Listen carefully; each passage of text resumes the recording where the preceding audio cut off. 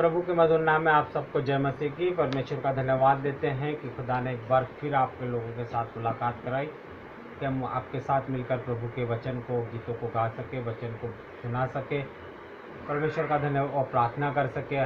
परमेश्वर ने जो हमारे जीवन में आशीष दी है, सभी देखने वाले भाई बहनों को प्रभु यीशु के नाम में जय मसीह की। हम धन्यवाद देते हैं आप लोगों का भी, जो आप इस कार्यक्रम को देखते हैं और शेयर करते हैं। जो नहीं कर रहे, कृपया आप जरूर शेयर करें ताकि प्रभु का कार्य बढ़ता जाए और भी लोगों तक परमेश्वर का वचन पहुंचता जाए और इस कार्यक्रम को हम और आगे बढ़ा सके। इसके लिए भी आपसे निवेदन है कि इसको शेयर करना ना भूलें। आइए हम प्रभु की स्तुति में एक गीत गाएंगे आरंभ में। गिरजा जय जय मैं करूं तेरी महिमा,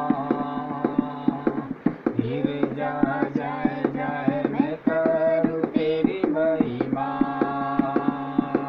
मैं पापी दुराचा प्रभु, मैं करूं तेरी महिमा। मैं पापी दुराचा प्रभु, मैं करूं तेरी महिमा। बाइबल पढ़ी पढ़ी मैं करूं तेरी महिमा, बाइबल पढ़ी पढ़ी मैं करूं तेरी महिमा। मैं पापी दुराचा प्रभु, मैं करूं तेरी महिमा। मैं पापी दुराचा प्रभु, मैं करूं तेरी महिमा। विनती करी करी मैं करूं तेरी महिमा, विनती करी करी मैं करूं तेरी महिमा। मैं पापी दुराचा प्रभु, मैं करूं तेरी महिमा। मैं पापी दुराचा प्रभु, मैं करूं तेरी महिमा। भजन करी करी मैं करूं तेरी महिमा, भजन करी करी मैं करूं तेरी महिमा। मैं पापी दुराचा प्रभु, मैं करूं तेरी महिमा। मैं पापी दुराचा प्रभु, मैं करूं तेरी महिमा। वचन सुनी सुनी मैं करूं तेरी महिमा, वचन सुनी सुनी मैं करूं तेरी महिमा। मैं पापी दुराचा प्रभु, मैं करूं तेरी महिमा।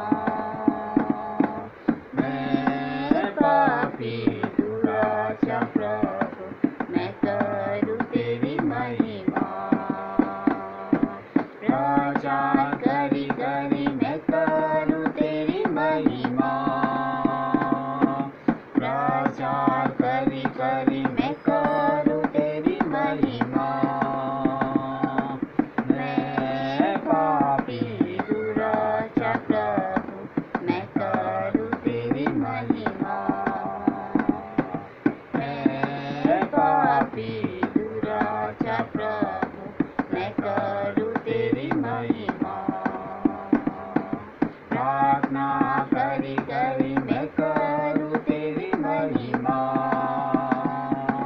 प्रार्थना करी करी मैं करूं तेरी महिमा। मैं पापी दुराचा प्रभु, मैं करूं तेरी महिमा। मैं पापी दुराचा प्रभु, मैं करूं तेरी महिमा। आइए हम परमेश्वर के वचन में जाएंगे।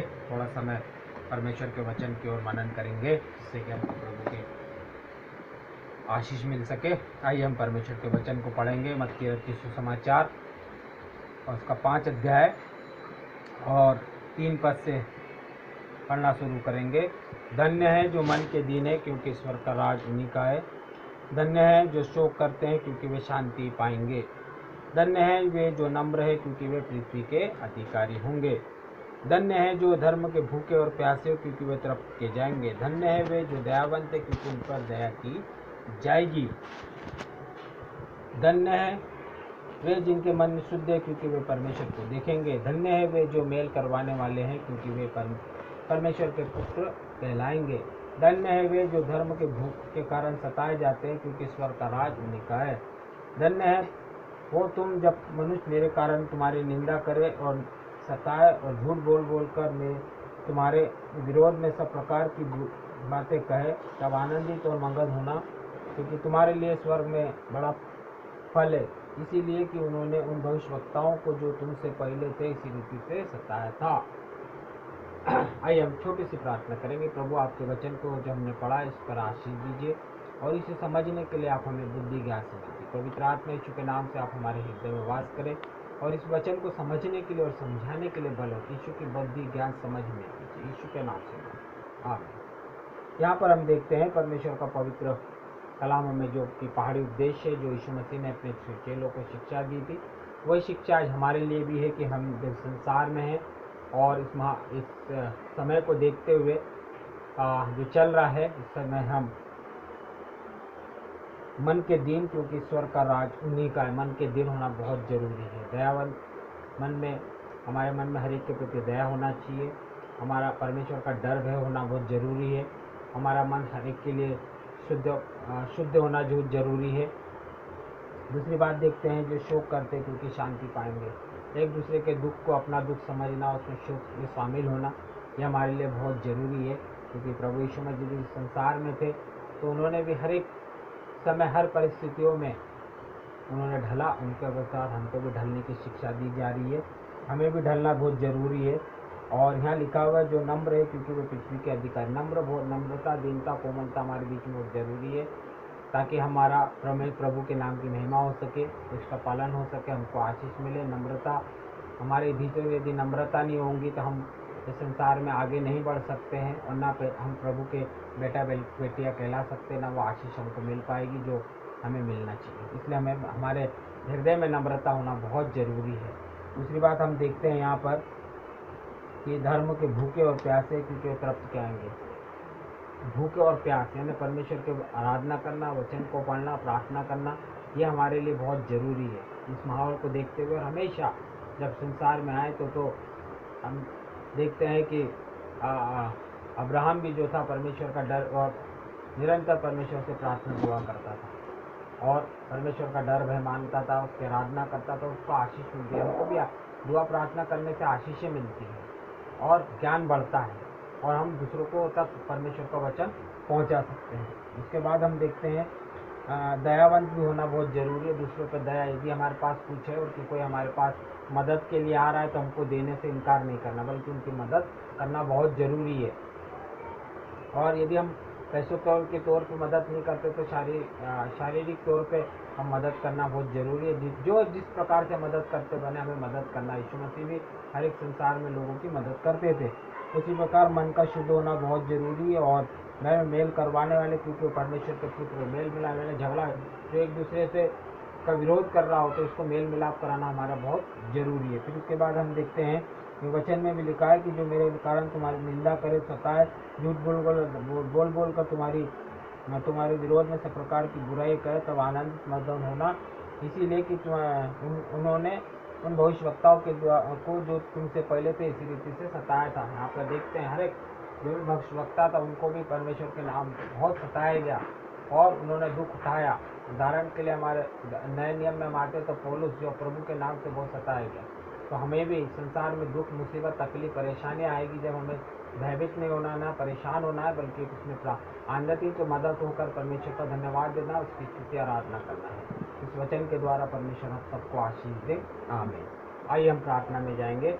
जहाँ भी जिस भाई बहनों को दुख तकलीफ है तो आप अपने हाथों को उस स्थान पर रखें ताकि परमेश्वर की सामर्थ आपको छुए और आपको चंगाई मिल सके। आइए हम प्रार्थना।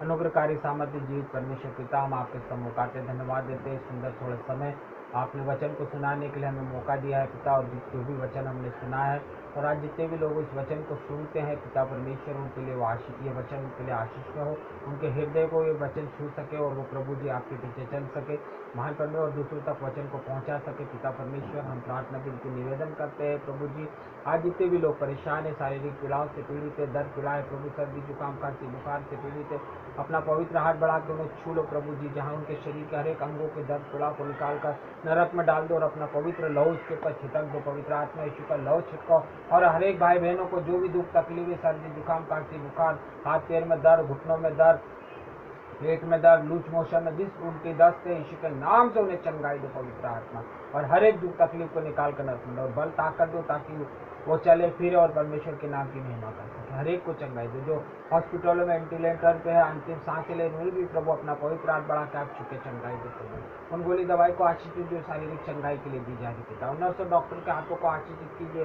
जो रात दिन परिश्रम कर रहे, मेहनत करे प्रभु जी, इस महामारी से उनके शरीर का नुकसान से बचाना पिता, थकावट को दूर करना, बल और ताकत देना, उन गोली दवाई को उनके हाथों को आशीषित करना, जिसना हाथ से वो गोली दवाई देते पिता परमेश्वर, मरीज खाए और शिफा पाए और आपके नाम का जय जयकार करे, अपना घर को जाए और आनंद खुशी से अपना जीवन को जिए। हर एक बच्चों के साथ हो, पढ़ने के लिए अच्छी बुद्धि ज्ञान समझ दीजिए पिता, हर एक माँ बाप को बच्चों को पढ़ा लिखाने की ताकत दो, हर एक जितने भी बेरोजगार है पिता परमेश्वर, उनके लिए रोजगार, उनके लिए द्वार खोलो, जहाँ भी उन्होंने अप्लाई किया उन अधिकारियों के हृदय में कार्य करे, जिससे कि उनको रोजगार पर बुला सके पिता, अपने दफ्तर में उनको जगह दे सके, वो कार्य पे करे और अपने परिवार में सहयोग दे सके और आपका डर मानकर खुशी से दिन को व्यतीत कर सके। महान परमेश्वर पिता, हर बातों के लिए हम धन्यवाद देते हैं, हमारे देश के नेताओं के लिए, पुलिस डिपार्टमेंट के लिए, जनता की देखभाल करने के लिए बुद्धि ज्ञान समझ, हर घर में आप उपस्थित हो, हर एक घर में अपनी स्वर्गीय आशीष को हर एक के भंडार में उड़े लो, हर एक श्राप नगर टोकों को निकालकर पवित्र आत्मा के द्वारा प्रभु हर एक घर के टोके नजर श्रापों को निकालकर नरक में डाल दो, उसको जला दो, हर एक के भंडार